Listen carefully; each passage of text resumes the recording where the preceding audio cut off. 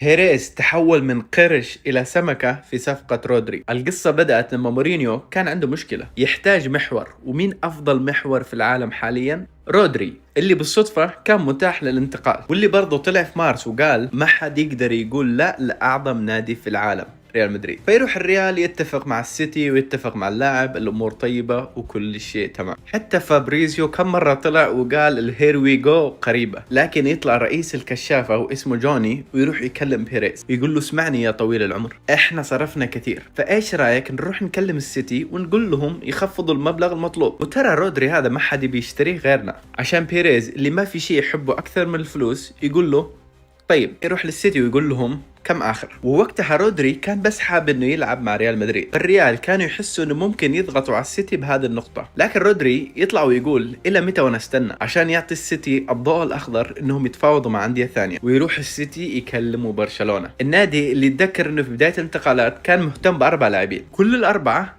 الريال اشتراهم عشان يقول حان وقت الانتقام، ولو انه عارفين انه رودري ما راح ينفع مع بيدري. وشفناها في كأس العالم لما تحيط بيدري، لكن ما يفرق معهم ويقدموا عرض عشان يورطوا الريال، اللي الان امام خيارين، الاول اما انهم يرفعوا عرضهم او انه يقبلوا رودري يروح لبرشلونة.